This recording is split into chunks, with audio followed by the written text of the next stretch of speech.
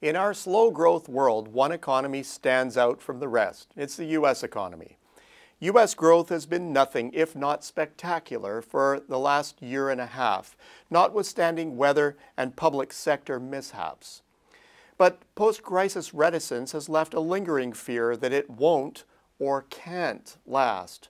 It seems we are still at the mercy of the monthly data, or worse, nervously scanning daily developments. Among them is the latest cause for concern, the appreciation of the greenback. Is this the big wrecking ball that will take out the only homegrown good news story the economic world can print? The US dollar's recent about-face is hard to ignore. Since mid-2014, it has climbed 13% on a trade-weighted basis and is showing little sign of a let-up.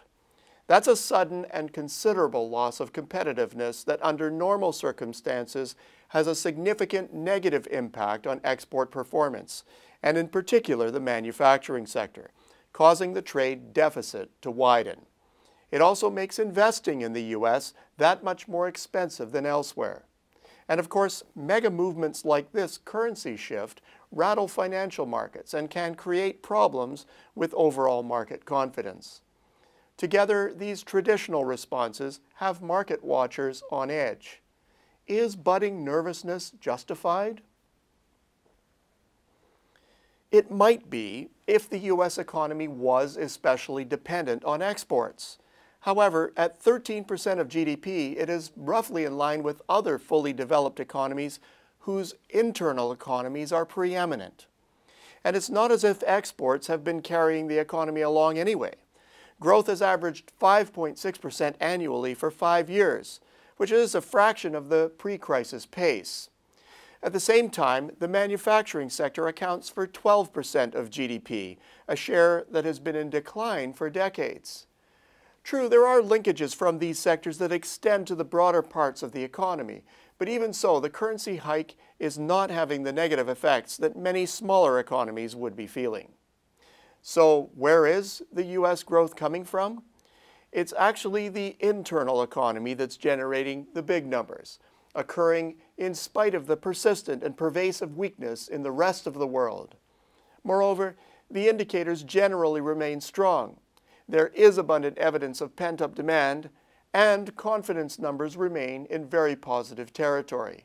As such, it's hard to see a strong U.S. dollar actually getting in the way. Weakness in the rest of the world has actually been a greater concern. But here's where that story could change.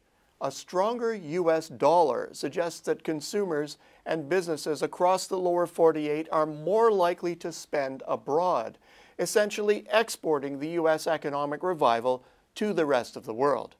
It has also become cheaper for America to invest abroad, another way that U.S. strength is likely to make its way further afield. Well, it sounds good, but can this occur without undermining the source of growth? 3 reasons suggest that indeed it can.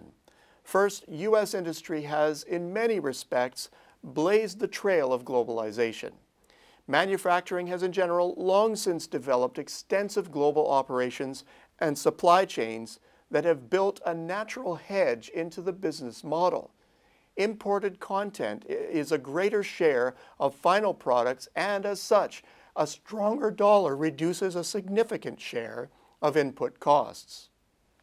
Well, second, U.S. industry is dealing with a deluge of orders, but little spare productive capacity. Utilization rates are virtually at pre-crisis peak levels, and in certain cases are well above those levels. Greater imported content or investment in foreign production would actually relieve this critical domestic shortage. Third, the boost to foreign output would eventually end up raising foreign demand for U.S. goods. Well, not satisfied? A fourth factor seals the deal. If a rush of imports and outbound investments throws trade and capital account balances off rapidly, then the dollar would assume the role of shock absorber, weakening once again to offset the shift. The floating currency assures that leakages would have limits. The bottom line? Far from economy killer, the strong US dollar may actually be the piece of the global growth puzzle that has until now been missing. If it truly completes the bridge from the US economy to the rest of the world, we should be seeing the evidence very soon. Until next week, I'm Peter Hall.